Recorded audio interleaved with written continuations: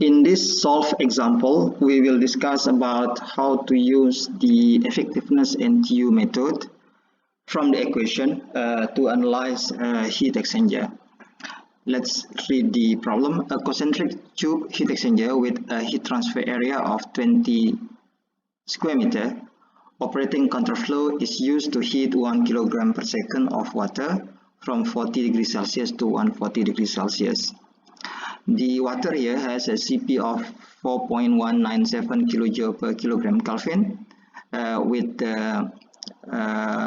so the heating is done using hot gases at a flow rate of 1.9 kilogram per second, and the gas enter the heat exchanger at 35 degrees Celsius and exit at 100 degrees Celsius.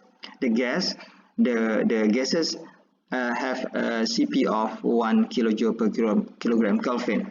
Estimate the overall heat transfer coefficient. So the problem is exactly the same as the one in the previous example. The only difference now is that instead of using graph, we will use equation.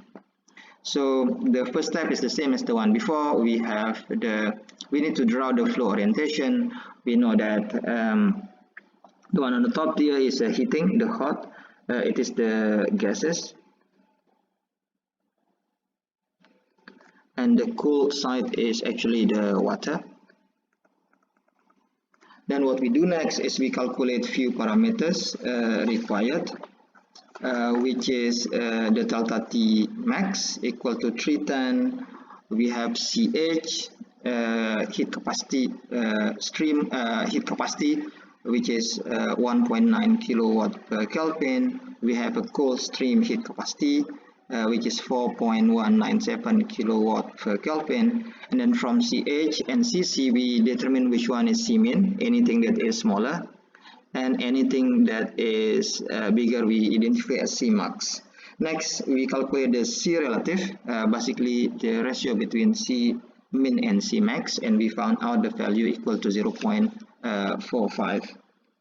So the next step is we need to estimate the epsilon. The epsilon is equal to Q actual, okay, divided by Q max. We know Q can be calculated from the cold side or from the hot side. It's equal to, in this case we use the hot side, is equal to mass of the hot sides times Cp of the hot sides times the delta P of the hot sides. And we know that Cmin, so the one above here, this is basically Cmin, so that the one above and the one down can be cancelled. We find out the epsilon equal to 0.81. So next step is, normally in the graphical method we will refer to the graph, and now we will use equation. So we extract equation from the table of different heat exchanger configuration. We have this equation. This equation will be a little bit tricky to deal with. So what you need to do is you need to rewrite the equation as such we can find the NTU. Finally, if you key in all of the numbers, you can cross check if I do it correctly. So we end up with NTU equal to 3.2, and we know that NTU equal to A overall heat transfer area times the overall heat transfer coefficient U, and from this we will be able to calculate the value of U, which is equal to 304 watt per square meter Kelvin. If you look into this value, it still fall under the range of heating of the water using gases from the table. But if you notice, the value is slightly higher than the one we get from graph. It is worth noting that actually the NTU, all of the method to analyze heat exchanger, they are based on empirical data. One calculation to other calculation will result in slightly different final answer.